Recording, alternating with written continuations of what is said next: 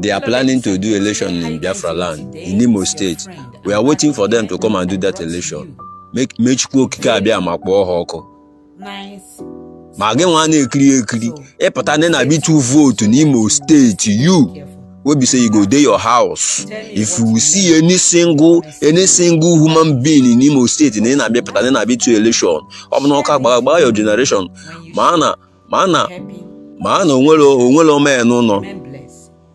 Because ihe ga-eme nke abụla sị a na-asị na Biafra na-egbu Biafra na a ga-egbukwu ya o.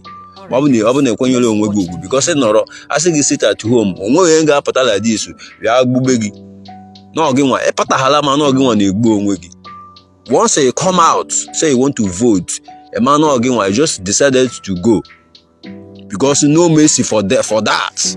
Ị ga-afụ onwe gị na ana and onwere fakọta na ya. I just want to pass information to Biafrans right now, especially Biafrans in Imo State, Biafra land. Especially where this thing happened, where the woto happened 3 days ago in Mbano. So everybody should just, if you're in that area, there is a voice note somebody sent to me yesterday night. I'm trying to get it, but how Nigeria government, they have plans to use soldiers to come and attack people there. They have signal over there. Men is on ground. I want all of them to come. And when they are coming, let them come the time we be say everybody go there. So now be the thing. Tell Nigeria soldiers that men is on ground. If may they come. May they come. Onwekwa ofu Nigeria soldier abịala ya ona onye ahụ na if that person na ka ma ihe kpatara ya. Na ndị a feel kwa no yesterday ka bụ today. That signal they are planning, that signal they have in Mbano that they are coming to attack people. We have already seen the signal. Yet ago.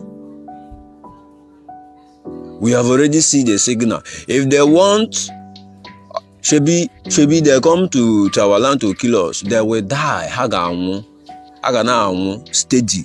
Hagana abaha woto. How many cars ka baloko nya? Moto hone ka baloko yesterday. Madone nwo yesterday. Men no pata tinyere ga alo enwo emechi Ghana village Ghana abase Biafran property oku feel no ebe ha ka ga end oga no go end in anywhere. Let me tell you, you go dey die. I ga na anwu steady. Aga na aso gị akwụ woto. And if you don't na barak, need to go save, men is coming for you. If you don't know na barak, need to go save, men is coming for you. Madone yesterday, Ibu Hilo supporter. How many people go yesterday can najo? Yotago.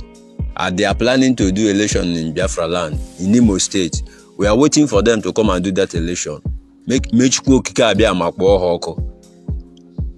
Ma gị nwa na-ekiri ịpụta na be to vote in Imo State, you will be say you go dey your house. If you see any single human being in Imo State na be pụta na be to election, ọ bụ na ọka gbagba your generation. Ma onwere omenụ nọ. Because ihe ga-eme nke abụla sị a na-asị na Biafra na-egbu Biafra na a ga-egbukwu ya o. Ọ bụ na ekwenyere onwe gị ugwu because nọrọ asị gị sit at home onweghị ga-apụta like this bịa gbugbe gị na ọgị nwa ịpụtaghala ma na ọgị nwa na-egbu onwe gị. Once you come out say you want to vote, a man or ọgị nwa just decided to go because no mercy for that. Ị ga-afụ onwe gị na ana and onwere fakọta na ya. People that is killing you, you still want to go and support them. You still want to go and do nonsense.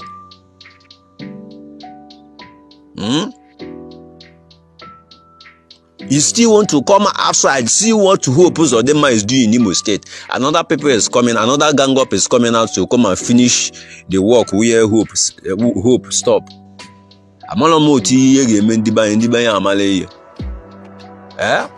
Hope Uzodinma have turned Imo State to war zone. And the Imo people, they don't even understand what is going on. Some foolish one, people are there fighting for your right, fighting for you. Upon men and Ronimo say by this time, self, Imo State at all go for what in they made yourself, Gabudo belly yourself. Even you, give one on Imo State as a one for Imo. A mama de big